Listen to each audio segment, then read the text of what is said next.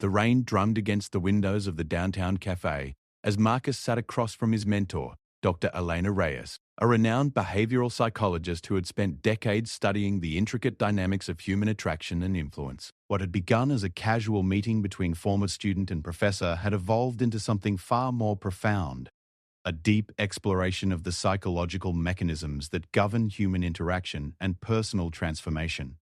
You've been asking the wrong questions, Doctor. Reyes said, her fingers wrapped around a steaming cup of coffee. Most people want to know how to be more attractive, more influential, more successful, but they're approaching it backwards. They're trying to add things to themselves. New techniques, new behaviors, new personas, when what they really need to do is subtract. They need to destroy the parts of themselves that repel what they desire. Marcus leaned forward, intrigued. As a corporate consultant who had spent years helping executives improve their leadership presence, he thought he understood influence. But something in Dr. Reyes's tone suggested he was about to learn something entirely different. Consider this, she continued, pulling out a worn notebook filled with decades of research observations. In my studies of interpersonal attraction and influence, I've identified patterns that most people never recognize. There are specific psychological triggers that create instant captivation, but they're not what popular culture would have you believe. They're rooted in evolutionary psychology, cognitive biases, and the deepest aspects of human nature. Part 1. The 5 hidden triggers of instant captivation, Dr. Reyes opened her notebook to a page marked with countless annotations and highlighted passages. Before we discuss personal transformation, you need to understand what truly captivates the human mind, particularly in romantic contexts. These aren't manipulation tactics. They're psychological realities that exist whether we acknowledge them or not. The first trigger, she explained, was what she called selective vulnerability. Most people misunderstood vulnerability, thinking it meant sharing weaknesses indiscriminately. True selective vulnerability was different. It was the calculated revelation of specific struggles or challenges that demonstrated depth while maintaining overall strength. I once observed a subject, let's call him David, who had struggled with social connections despite being objectively successful. Dr. Reyes recalled. He was wealthy, physically fit, and accomplished, yet women seemed uninterested. The breakthrough came when he learned to share his journey of overcoming childhood anxiety, but only after establishing his current confidence and capabilities. The vulnerability became powerful because it showed growth, not weakness. The key was timing and context. Sharing vulnerability from a position of current strength created intrigue and emotional connection. It suggested depth and authenticity without compromising perceived competence. Women were particularly responsive to this because it satisfied their need for emotional connection while maintaining the attraction to capability and resilience. Marcus found himself thinking of his own interactions, recognizing how he had often either overshared too early or remained so guarded that he seemed emotionally unavailable. So it's about showing the journey, not the destination. Exactly, Dr. Reyes nodded. The second trigger is controlled unpredictability. Human beings are pattern recognition machines. We're constantly trying to categorize and predict behavior. When someone is completely predictable, they become boring. When they're completely unpredictable, they become threatening or exhausting. The sweet spot is controlled unpredictability, being consistent in your core values and reliability while introducing unexpected elements in your behavior and choices. She described another subject, a man who had mastered this principle. He would be dependable in important matters, always keeping his word, being punctual for meaningful commitments, but would surprise with spontaneous adventures, unexpected insights, or unconventional approaches to problems. This created a sense of security combined with excitement, a powerful combination that kept others engaged and curious. The third trigger was authentic indifference. This was perhaps the most misunderstood concept in attraction psychology. It wasn't about being cold or dismissive, but rather about having such a rich internal life and clear sense of purpose that external validation became unnecessary. When someone was genuinely content with themselves and their direction in life, it created a magnetic quality that others found irresistible. I studied a woman named Sarah who embodied this perfectly. Dr. Reyes continued. She was passionate about her work in environmental conservation, maintained close friendships, pursued her hobbies with enthusiasm, and had a clear vision for her future. When she interacted with potential romantic partners, she was warm and engaging, but she wasn't emotionally invested in the outcome. This lack of neediness made her incredibly attractive because people could sense that she was choosing to spend time with them, not desperately seeking their approval. Authentic indifference required genuine self-development. It couldn't be faked long-term because it stemmed from having a life so fulfilling that adding another person was enhancement, not completion. This brought them to the fourth trigger: intellectual stimulation with emotional safety. The human brain craved both challenge and comfort. In interpersonal attraction, this manifested as the ability to engage someone's mind while making them feel emotionally secure. This wasn't about being the smartest person in the room, but about asking thoughtful questions, offering unique perspectives, and creating conversations that left others feeling more interesting than when they started. The most captivating people I've studied are those who make others feel like the best version of themselves, Dr. Reyes explained. They ask questions that reveal hidden depths, they listen with genuine curiosity, and they respond in ways that make the other person feel understood and valued. But they do this while maintaining their own intellectual independence and offering insights that challenge and expand thinking. The fifth and final trigger was future-focused leadership. Humans were naturally drawn to those who seemed to be moving towards something meaningful.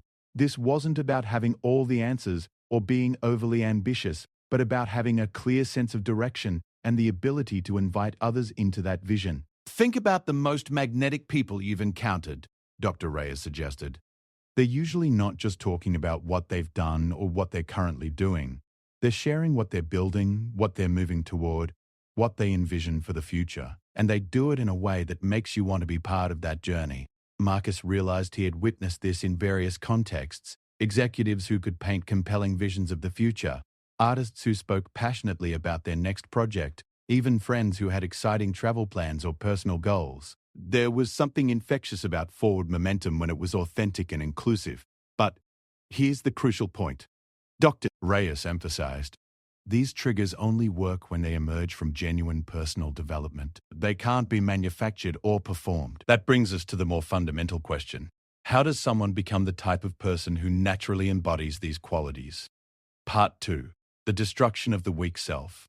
The cafe had grown quieter as the afternoon wore on, and Dr. Reyes's attention turned to the leather-bound journal that contained her most significant research findings.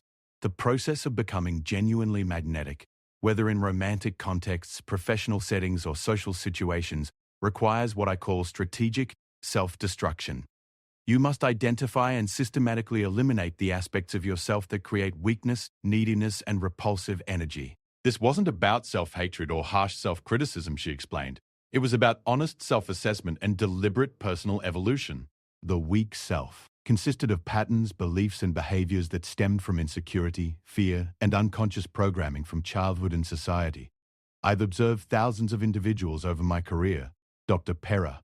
Reyes continued, and the ones who achieved genuine transformation shared a common characteristic. They were willing to face uncomfortable truths about themselves and take responsibility for changing what they found. She described the case of a client named James, a 34-year-old software engineer who had come to her after years of unsuccessful relationships and professional stagnation. On the surface, James appeared successful. He had a good income, was reasonably attractive, and possessed above-average intelligence. Yet he consistently found himself in the friend zone with women he was interested in, and was repeatedly passed over for leadership positions at work. The breakthrough came when James began to honestly examine his patterns of behavior. He discovered that he had developed a subconscious strategy of seeking approval through accommodation. He would agree with opinions he didn't share, downplay his own achievements to avoid seeming arrogant, and constantly seek validation through small acts of people-pleasing. The weak self always operates from scarcity, Dr. Reyes explained. It believes that resources, whether attention, love, respect, or opportunities, are limited, so it must compete, compromise, or manipulate to get its needs met. This creates behaviors that are fundamentally unattractive because they signal low value and desperation.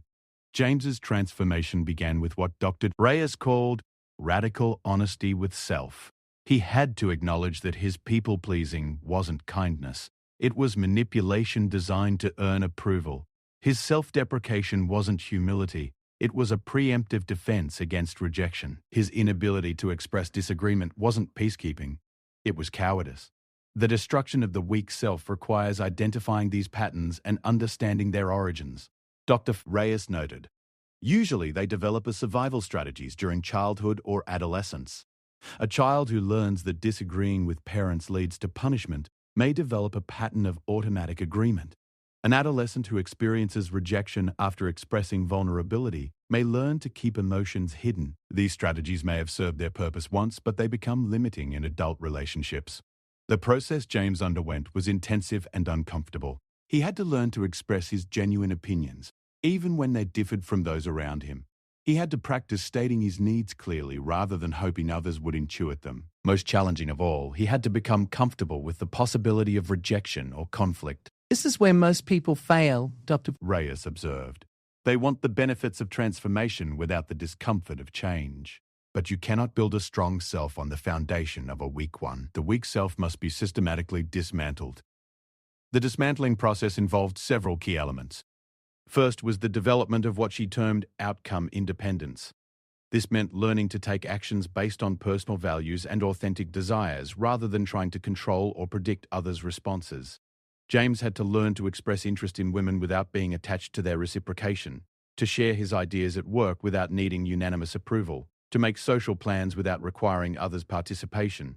Second was the cultivation of comfortable solitude. The weak self was often terrified of being alone because it confused being alone with being lonely or rejected.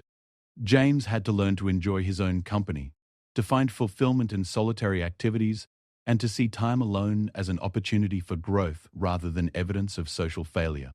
Third was the development of authentic boundaries. The weak self often had either rigid walls or no boundaries at all. James had to learn the difference between boundaries and barriers. Boundaries were about self-respect and protecting his energy, while barriers were about fear and avoiding intimacy. He practiced saying no to requests that didn't align with his priorities, ending conversations that were draining his energy, and removing himself from situations where he felt disrespected. The most profound change, Dr. Reyes noted, was when James stopped seeking external validation for his worth.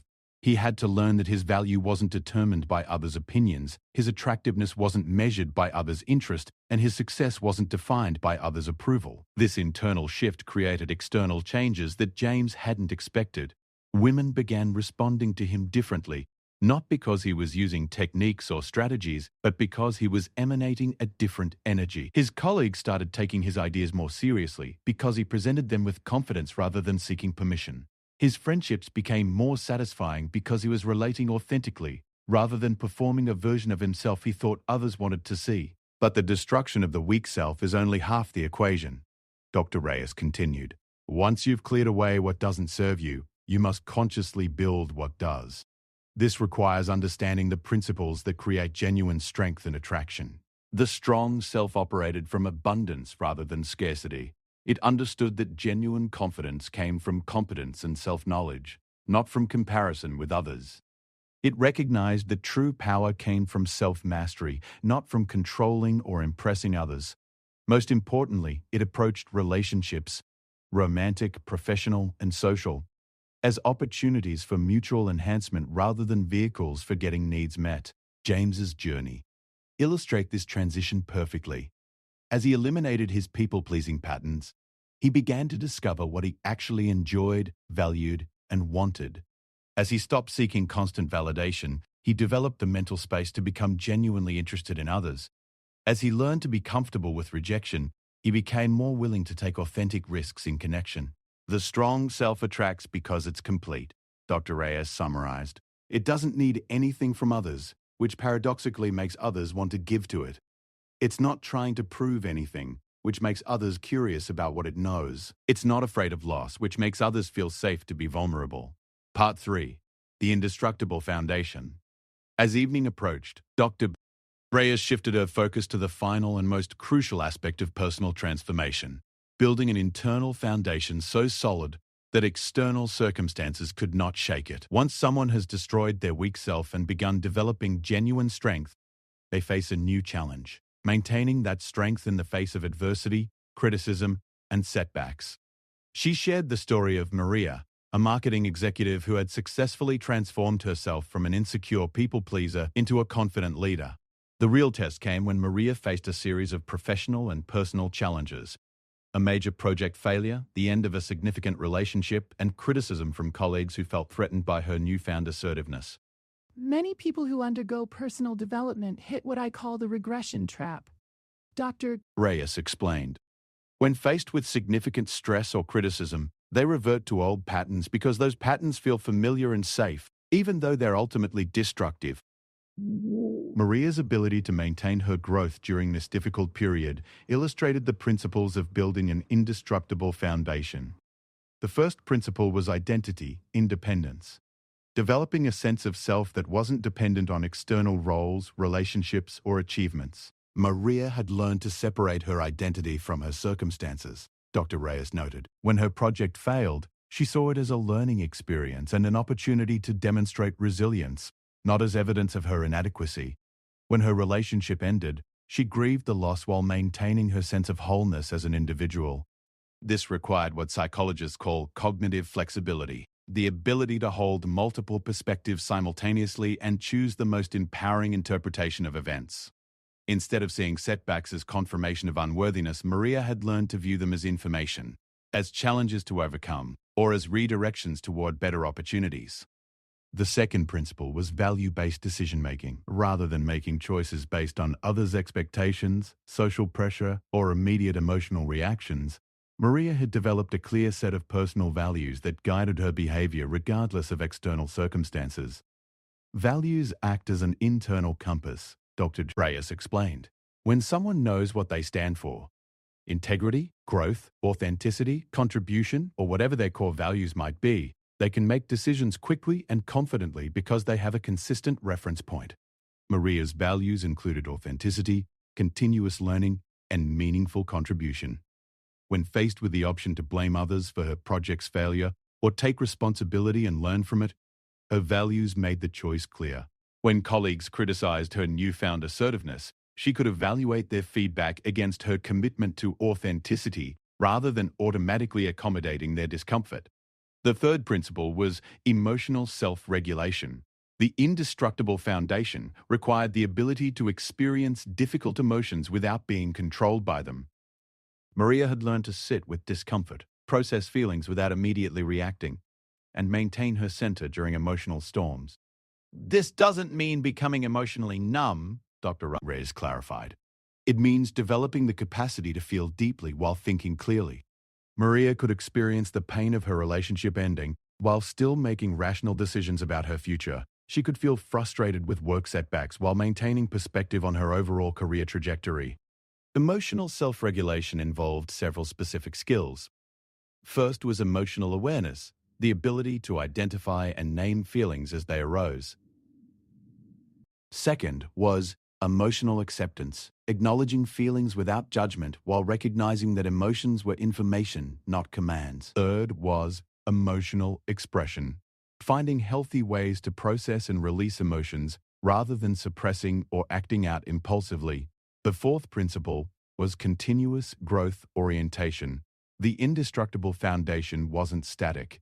It was built on a commitment to lifelong learning and development. Maria approached challenges as opportunities to become stronger, wiser, and more capable. People with this orientation are almost immune to criticism because they see feedback as data for improvement rather than attacks on their worth, Dr. Reyes observed. They're not afraid of making mistakes because they view mistakes as tuition for education. They don't resist change because they see change as the price of growth. Maria had developed what researchers call a growth mindset, the belief that abilities and intelligence could be developed through effort, strategy, and input from others. This made her resilient in the face of setbacks because she saw them as temporary obstacles rather than permanent limitations. The fifth principle was social independence with connection capacity.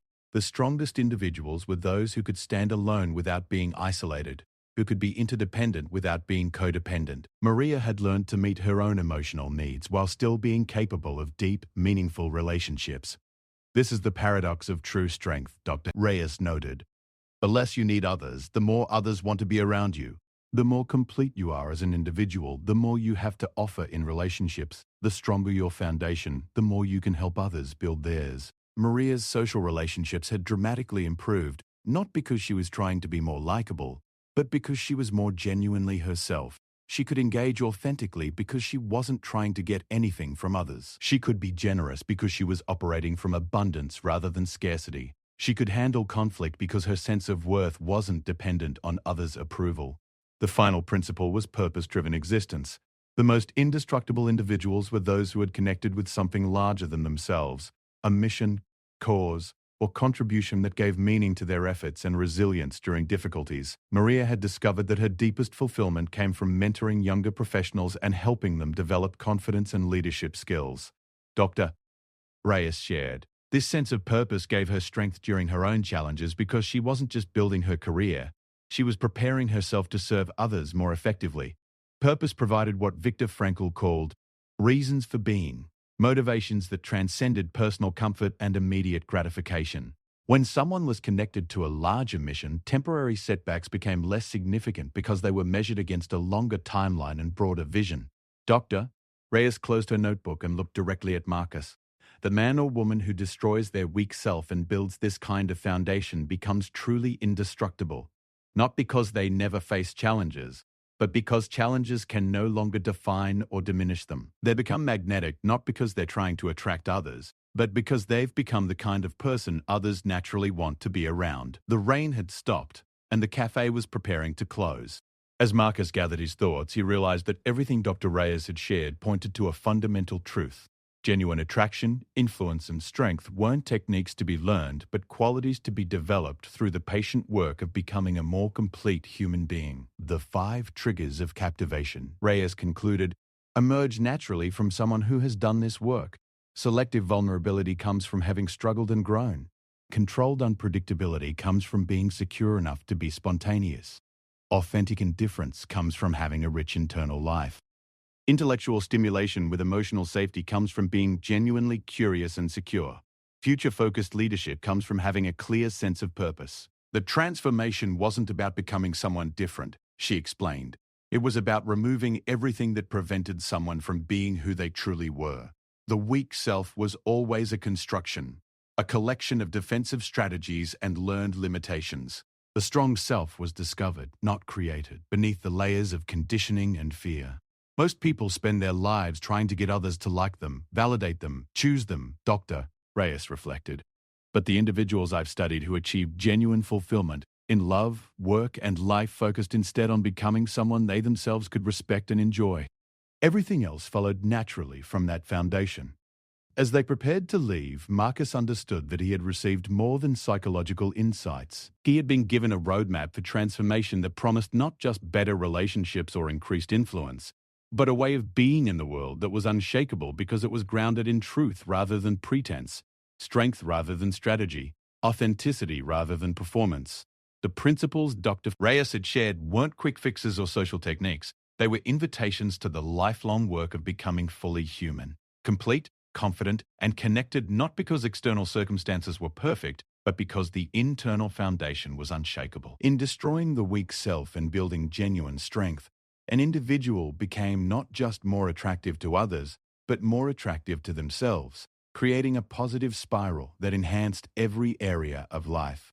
The document that had begun as an exploration of influence and attraction had become something more profound, a guide to personal transformation that promised not just to change how others saw you, but how you saw yourself. And in that transformation lay the secret of becoming truly indestructible, not through avoiding challenges, but through building a self so strong that challenges became opportunities for further growth and deeper fulfillment.